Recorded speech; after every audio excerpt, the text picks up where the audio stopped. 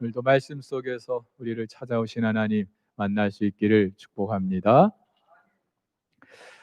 모든 인생은 단 한 문장으로 요약된다라는 말이 있습니다. 아무리 오래 살았어도, 아무리 많은 업적을 남겼어도, 그래서 그 사람의 전기가 수천 페이지에 이른다 할지라도 사람들은 그의 인생을 단 한 구절로 기억하려고 합니다. 이를테면 세종대왕은 훈민정음을 만든 왕으로, 또 이순신은 왜군으로부터 나라를 구한 장수로, 링컨은 노예 해방의 기수로, 또 메가더는 인천 상륙작전의 주인공으로 기억하고 있습니다. 근데 성경 속 인물도 예외가 아닙니다. 창세기는 아브라함, 이삭, 야곱, 요셉이라는 네 명의 족장 이야기를 다루고 있어요. 그런데 그 중에 제일 분량이 많은 사람이 야곱입니다. 창세기 기자는 거의 절반에 가까운 분량을 야곱 이야기로 할애하고 있습니다. 근데 참 아이러니하게도 신약의 히브리서 기자는 그런 야곱의 삶을 단 한 구절로 요약하고 있습니다. 야곱만 그런 게 아니라 다른 신앙의 선배들도 그렇습니다. 근데 저는 오늘 그 중에서도 특별히 야곱의 삶에 대한 성경의 기록에 한번 귀를 기울여 보려고 합니다. 이유가 있습니다.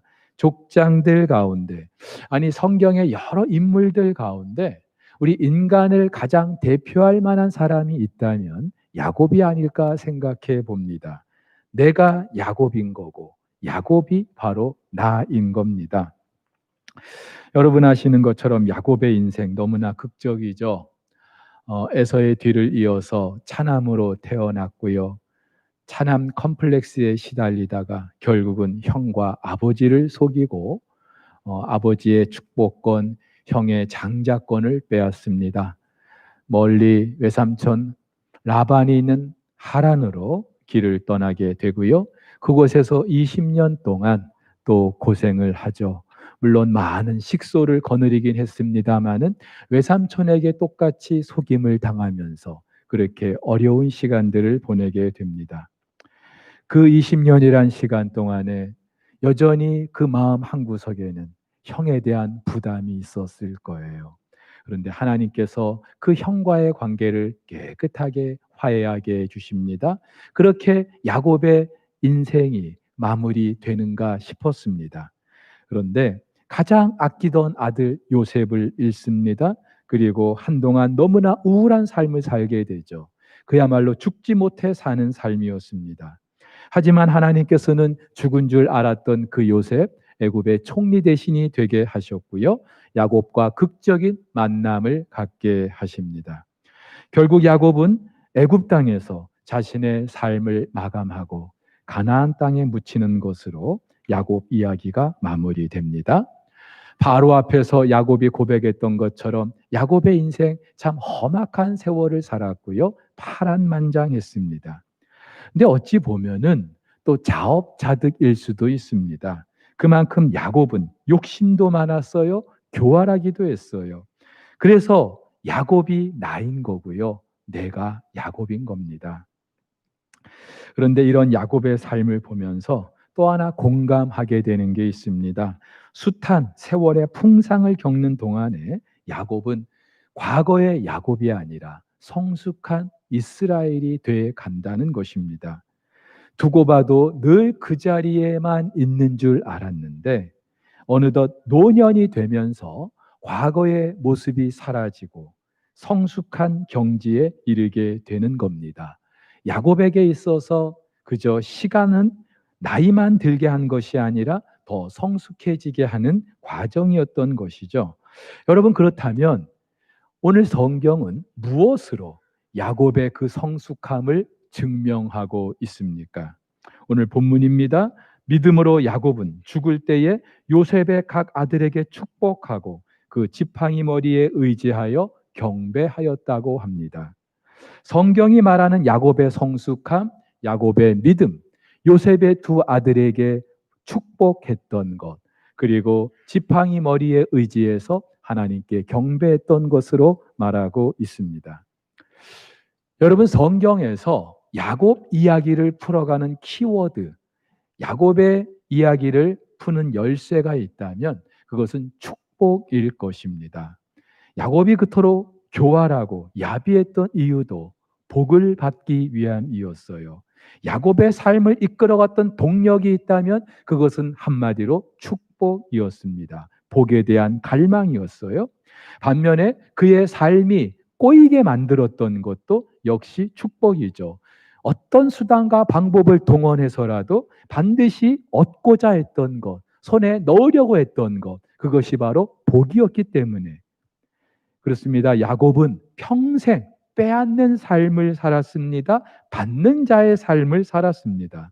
그런데 이런 축복과 관련해서 야곱의 말년에 달라지는 게 있어요.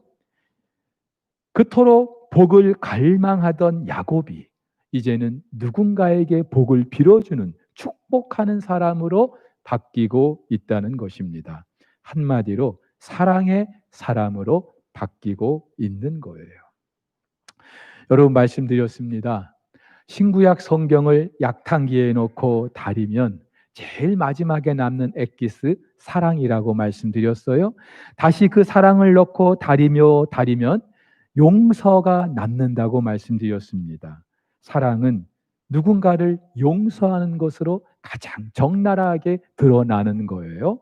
그런데 그 용서라는 것을 다시 또 다리면 제일 마지막에 남는 것, 그것은 바로 누군가를 축복하는 것입니다. 여러분, 누군가를 축복하는 삶으로 바뀔 수 있다면 나에게 복을 주십시오.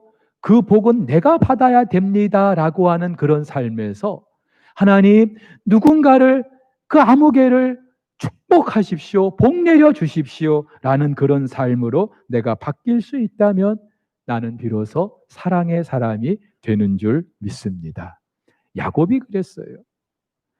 애굽에 도착한 야곱은요, 애굽 왕 바로에게 2번씩이나 축복합니다. 그리고 49장에서는 12아들에게 복을 빌죠. 여러분, 야곱이 애굽에 내려온 것은 46장이에요. 그리고 50장 마지막 장에서 야곱이 삶을 마무리합니다. 그런데 애굽에 내려와서 야곱의 삶은요, 한마디로 누군가에게 복을 빌어주는 그런 삶으로 기록되어 있다는 것입니다. 그 중에 백미, 바로 오늘 야곱이 요셉의 2아들 므낫세와 에브라임에게 축복한 것입니다. 사연이 이렇습니다. 야곱이 이제 늙었어요. 또 눈도 흐리고 기력도 쇠하고, 그러자 요셉이 자기의 2아들 므낫세와 에브라임을 아버지 앞에 데리고 옵니다. 아버지에게 축복해 달라는 거죠. 여러분, 요셉은요, 야곱의 11번째 아들입니다. 그런데 이때 야곱은요, 요셉의 그 2아들을 손자잖아요. 자기 아들로 삼습니다. 그리고 그 요셉의 2아들의 이름으로 이스라엘 12지파의 이름이 또 이제 시작되는 거예요. 야곱의 그 12아들을 중심으로 이스라엘의 12지파가 시작되는데 어디에도 요셉 지파는 없고 요셉의 2아들 므낫세와 에브라임 지파가 있는 겁니다. 여러분, 왜 그럴까요? 야곱의 장남은 르우벤입니다. 그리고 그 당시 장자에게는 다른 아들들보다 2배의 몫을 주었습니다. 근데 지금 야곱은 르우벤이 아니라 요셉을 장자로 삼습니다. 그 증거가 뭐예요? 그 요셉에게 2아들 몫을 주고 있는 겁니다. 왜 그랬는지, 르우벤이 있는데 왜 요셉을 장자로 삼았는지, 물론 르우벤에게도 치명적인 결격 사유가 있었어요. 또 요셉 덕분에 애굽에 내려와서 살게 된 그 덕도 우리가 생각할 수 있습니다. 어쨌든 야곱은 르우벤이 있는데 요셉을 장자로 삼고 그의 2아들을 자기 아들로 삼습니다. 그래서 오늘 이 요셉의 2아들에게 축복하는 거예요. 근데 여기까지는 뭐 충분히 이해할 수 있습니다. 그런데 문제는 그 다음이죠. 야곱이 자기의 그 요셉이 그 야곱 그 두 아들을 데리고 왔어요.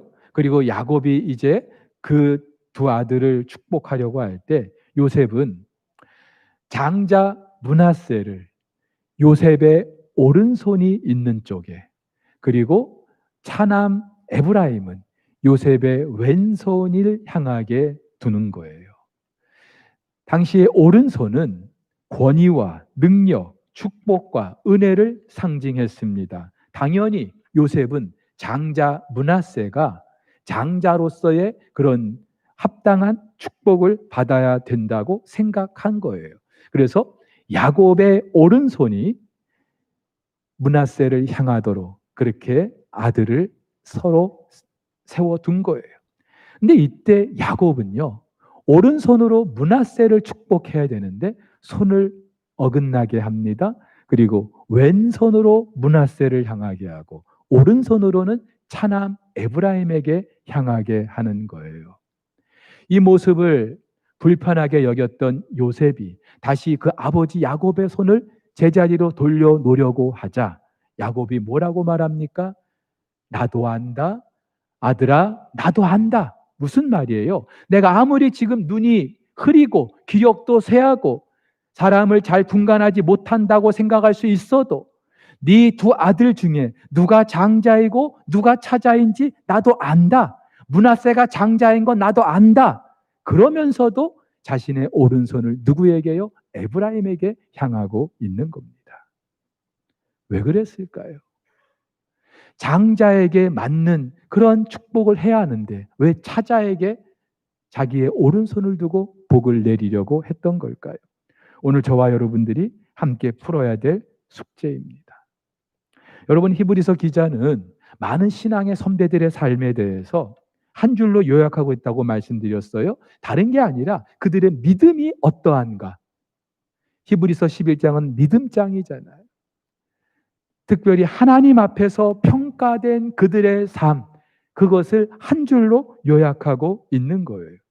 그렇다면은 야곱 이야기가 창세기의 절반을 이루고 있는데 야곱 이야기 가운데 할 이야기들이 너무나 많은데 왜 히브리서 기자는 그 중에 유독 야곱이 말년에 요셉의 두 아들을 축복한 것, 그리고 지팡이 머리에 의지하여 경배한 것, 이것을 가지고 야곱의 믿음을 드러내려고 하는 걸까요? 굉장히 의미심장한 일이 아닐 수 없습니다. 여러분, 성경을 보면은 이렇게 순서가 뒤바뀐 예들이 많죠. 가인과 아벨이 그랬고요. 이스마엘과 이삭도 그랬습니다. 그리고 결정적으로 에서와 야곱이 그랬어요. 장자와 차자의 순서가 바뀐 거예요. 물론 이 모든 것은 하나님의 절대 주권에 속한 일입니다. 자, 그렇다면은 오늘 야곱이 요셉의 두 아들에게 손을 어긋나게 해서 축복했던 그 이유가 무엇일까요? 실제로 야곱은 이때 이렇게 축복합니다. 그도 한 족속이 되며, 여기서 그는 므낫세를 말해요. 그도 크게 되려니와 그의 아우 에브라임이 그보다 큰 자가 되고 그의 자손이 여러 민족을 이루리라 하고 그날에 그들에게 축복하여 이르되 이스라엘이 너로 말미암아 축복하기를 하나님이 네게 에브라임 같고 므낫세 같게 하시리라 하며 에브라임을 므낫세보다 앞세웠더라. 그렇죠? 요셉의 장남 므낫세가 아니라 차남 에브라임이 더 우선하는 거예요. 한마디로 장남 순환 시대입니다. 여러분, 왜 그랬을까요? 여기서 우리가 한 가지 결론을 내리고 갈 필요가 있어요. 그렇죠. 우리네 인생에 그 어떤 것도 결정된 것이 없다는 것. 세상 사람들은 이미 결정된 그 무엇에 근거해서 살려고 합니다. 사주니 팔자니, 예?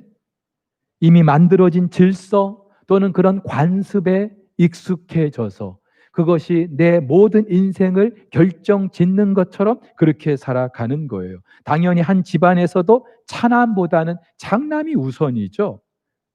이것이 바뀌는 것, 이것을 굉장히 우리는 불편해합니다. 안 된다고 생각합니다. 당연한 것처럼 생각해요. 그리고 이러한 기득권은 이미 내가 태어나면서부터 결정된 것처럼 이해하는 거예요. 에서가 그랬죠? 근데 하나님은요, 당신이 만드신 그런 생물학적 질서까지 때로는 뒤엎어 가시면서 작은 자를 더 크게 번성하게 하시고 장자보다 앞서게 하시는 걸 보게 되는 겁니다. 여러분, 무엇을 말해 줍니까? 세상의 모든 큰 자가 누리는 기득권, 그것이 영원히 보장된 것 아니고요. 그것보다는 오히려 하나님의 결정이 더 중요하다는 사실. 하나님의 축복은 그 사람이 어떤 혈통이나 가문에 의해서 주어지는 게 아니라 하나님의 자유로운 선택에 의해서 주어진다는 사실을 말하고 있는 거예요. 그렇기 때문에 지금 내가 아무리 자랑할 만한 그런 형편에 있어도 자랑거리가 될 수 없는 거죠. 야곱은 바로 이와 같은 하나님의 섭리 그리고 그런 주권을 지금 믿고 있는 거예요. 무엇보다 자신의 지난 삶 속에서 그렇게 역사하셨고 개입하셨던 그 하나님, 그 하나님의 섭리를 지금 묵상하고 또 그것을 고백하고 있는 겁니다. 여러분, 이 말은요, 우리들의 운명은 얼마든지 하나님의 뜻 안에서 개척될 수 있다는 것을 말해주고 있어요. 눈앞에 닥친 그 어떤 불행을 숙명처럼 생각하면서 이렇게 내 인생이 이제 끝나는가 그렇게 절망하며 사는 게 아니라 주어진 현실을 뒤엎어 놓으실 수 있는 그 하나님의 주권, 그 하나님의 섭리를 우리가 의지하면서 창조적으로 새로운 길을 열어갈 수 있다는 사실, 이것을 우리에게 말해주고 있는 거죠. 이것이 믿음이고 야곱은 이 믿음으로 한평생 살았던 거예요. 그리고 이것은요, 오늘 저와 여러분들에게도 엄청난 도전이 되고 있어요. 우리는 뭔가를 시작하려고 할 때 흔히 내게 있는 것이 얼마나 되는지, 무엇인지, 내 손에 있는 것이 어떠한 것인지를 먼저 의식할 때가 있어요. 내 어떤 가문, 내 어떤 학력, 이미 결정된 그 무엇들, 그리고 그것이 내 평생을 좌지우지할 것처럼 생각할 때가 있어요. 소위 말하는 금수저, 흙수저 운운하는 것이 그렇죠. 당연히 그 정도 조건이 되는 사람, 소위 말해서 금수저를 입에 물고 난 사람들은 마음이 높아질 수밖에 없어요. 그런 자신의 경력과 조건이 자기의 앞날을 지켜줄 것처럼 그렇게 생각하는 거예요. 반면에 그렇지 못한 사람들은 도전도 하기 전에 좌절해 버립니다. 실망합니다. 포기합니다. 실제로 옛날 같지 않게 지금은 절대로 개천에서 용 날 수 없다고 그렇게 말하잖아요. 그래서 많은 젊은이들이 자신의 주어진 처지와 환경을 생각하면서 아예 꿈조차 꾸지 못하고 있잖아요. 하지만 오늘 야곱 이야기는요, 그런 모든 삶을 거부하고 있어요. 우리들의 삶은 내가 나면서부터 이미 결정된 그 무엇이 아니라, 그것이 내 삶을 좌지우지하지 않은 게 아니라 전적으로 하나님의 절대 주권 속에 있다는 그 사실. 속된 말로 꼴등으로 달리고 있어도 뒤돌아서 하면은 1등이 될 수 있다는 거예요. 근데 여기서 우리가 한 가지 정리하고 지나갈 것이 있습니다. 그 1등이 과연 무엇일까요? 우리 다 1등 하고 싶잖아요. 근데 과연 그 1등이 무엇일까요? 성경은 그것이 분명 세상의 부와 명예를 위한 삶이 아니라는 것만큼은 확실하게 말해주고 있어요. 세상 사람들이 말하는 그런 부와 명예가 우리가 소위 추구하고자 하는 그런 1등이라면 어쩌면 그것은요, 금수저들의 몫이 맞을 수 있습니다. 하지만 사랑하는 우리 성도 여러분, 이 세상의 주인은 하나님이시죠. 하나님께서는 분명히 무엇을 먹을까, 무엇을 마실까 염려하지 말라고 하셨어요. 오히려 그 나라와 그 의를 위하여 살라고 분명히 말씀하셨어요. 여러분, 그렇다면은 그 하나님이 나의 주인이라고 생각하면서 살아가는 우리 성도들의 삶은, 삶의 목표는 분명 달라져야 될 줄로 믿습니다. 내가 얼마나 부유하게 살아가는지, 내가 얼마나 높은 자리에 있는지 이걸 두고서 성공의 척도로 삼을 게 아니라 지금 내 삶이 얼마나 하나님의 뜻에 부합한지, 내 삶이 지금 얼마나 하나님 나라를 위한 삶인지 이것을 우리가 늘 생각하고 고민해야 된다는 거예요. 왜냐하면 우리 인생의 심판자이신 하나님께서 그 심판의 잣대로 삼으시는 것이 다름 아닌 바로 그것이기 때문에 내가 아무리 땀을 뻘뻘 흘리며 올랐다 할지라도 내가 정작 올라야 할 산이 그 산이 아니라면 어쩌겠습니까? 최근에 고린도후서를 묵상했어요. 근데 어느 날 새벽 강단에서 말씀을 묵상하고 있는데 문득 그런 생각이 드는 거예요. 하나님이 지금이라도 나를 부르시면 어찌할까? 하나님이 부르시는데 나 못 가겠다고, 안 가겠다고 버틸 수 없잖아요. 저 역시도 그 생각을 하니까 몇 가지 걱정이 떠올랐어요. 이 땅에 두고 가는 것, 그에 대한 미련, 아쉬움은 없습니다. 솔직히 없어요. 단지 남겨진 사람들을 향한 염려만 있을 뿐이에요. 근데 가만히 생각해 보니까 내가 열심히 살았기 때문에 내가 한 가정의 가장으로서 그 책임을 다했기 때문에 우리 가정이 여기까지 이르게 된 게 아니더라고요. 그것도 다 하나님의 은혜였어요. 그렇다면은 하나님이 나를 부르셔도 남겨진 사람들 역시 하나님이 책임져 주실 거라고 굉장히 이기적인 생각 같지만 그런 생각이 들었어요. 근데 제가 정말로 염려했던 그것은요. 주님 맞을 준비가 돼 있지 않은 거예요.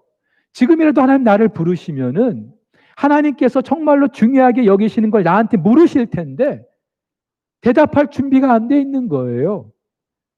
바울은 이렇게 말합니다. 그런즉 우리는 몸으로 있든지 떠나든지 주를 기쁘시게 하는 자가 되기를 힘쓰노라. 이는 우리가 다 반드시 그리스도의 심판대 앞에 나타나게 되어 각각 선악간에 그 몸으로 행한 것을 따라 받으려 함이라. 여러분,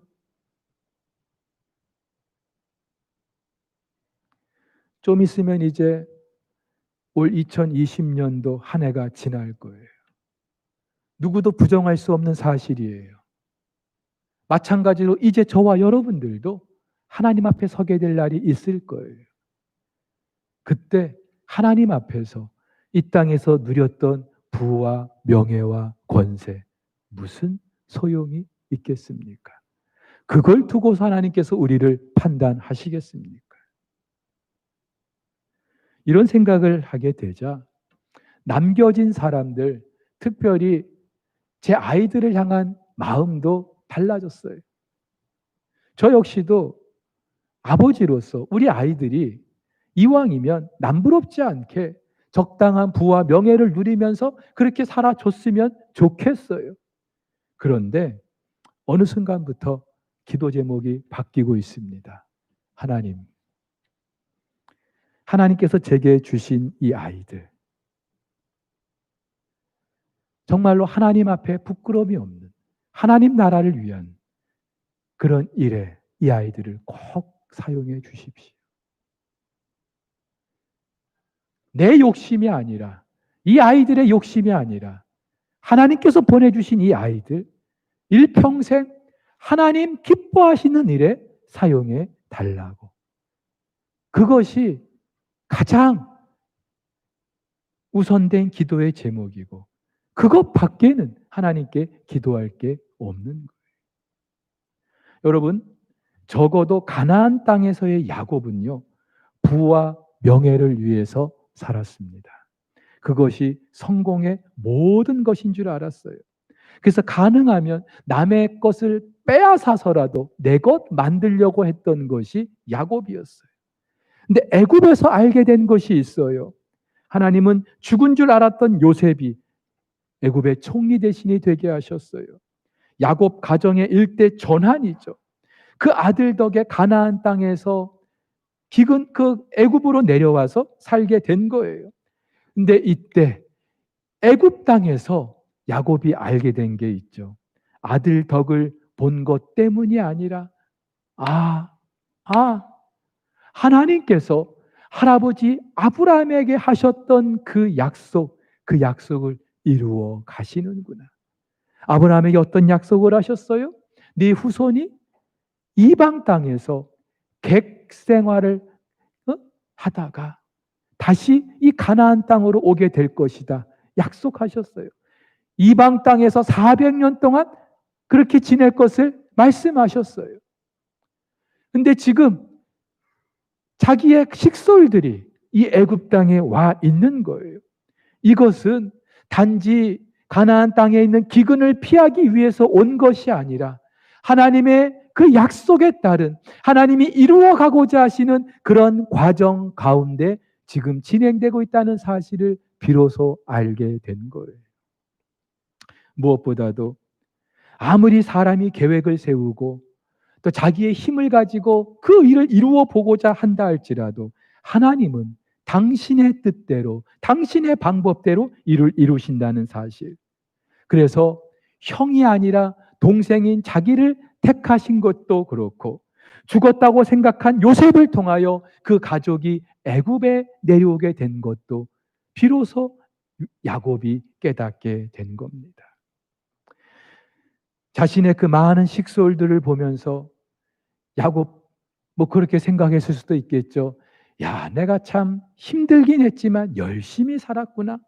내 수고한 덕에 우리 식솔들이 이렇게 많아지게 되었구나.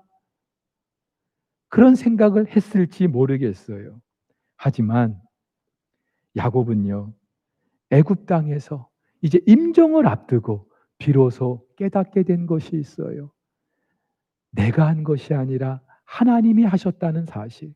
그리고 이 모든 것이 하나님의 은혜였다는 사실을 비로소 깨닫게 된 거예요. 그리고 이제 임종을 앞두고 내가 이 사실을 깨달았는데 이 놀라운 사실을 그 후손들이 깨달아 주기를 원했던 거예요. 하나님이 주시는 복은 내가 열심히 수고하고 노력해서 얻어지는 것이 아니라 내 공로와 조건과 상관없이 하나님의 절대 주권 속에 은혜로 주어진다는 사실. 그리고 하나님은 이 땅에서 내가 성공하고 출세하는 그것을 목표로 살게 하시지 않고 당신이 계획하신 그 일을 위하여 우리의 삶을 이끌어 가신다는 이 사실을 비로소 자신의 후손들이 깨닫기를 원했던 겁니다. 그래서 루벤 대신에 요셉을 장남으로 세우고요.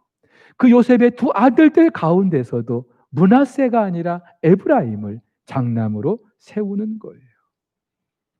내게 주어진 것 가지고 자만하지 않고 없다고 실망하고 좌절하면서 인생을 사는 게 아니라 삶의 모든 순간마다 우리는 하나님의 은혜로 사는 사람인 것을 비로소 깨달았고 그것을 깨닫게 되기를 원했던 것입니다. 무엇보다 그 모든 과정을 통하여 이루고자 하시는 그 하나님의 뜻을 알기를 원했던 거예요.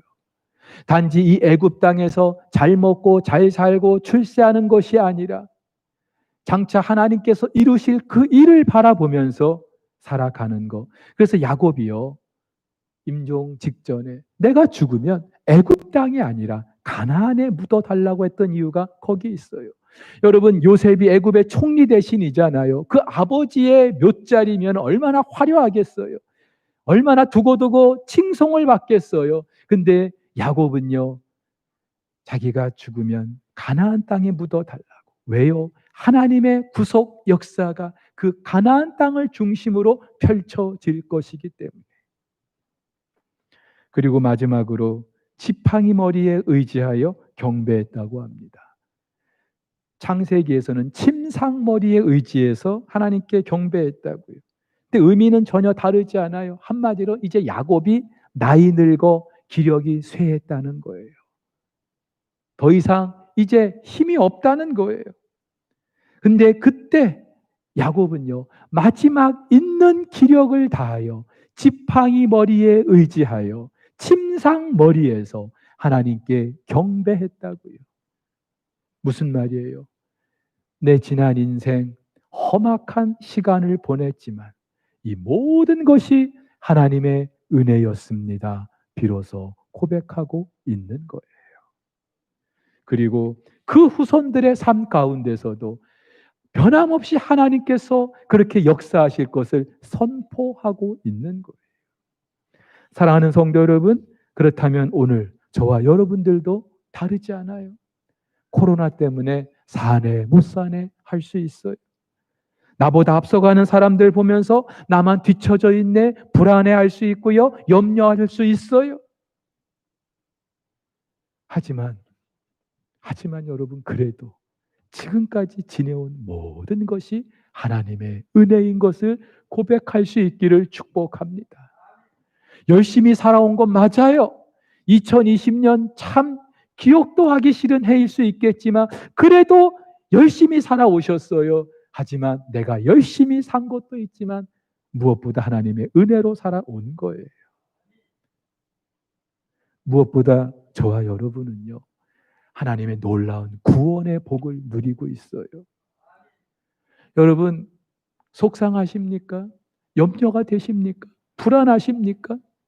그때마다 의도적으로 내가 누구인지, 내가 하나님의 아들을 십자가에 내주고 그를 죽여서 나를 구원해 주실 만한 그런 자격이 있는가? 그런 조건이 있는가? 아니잖아요.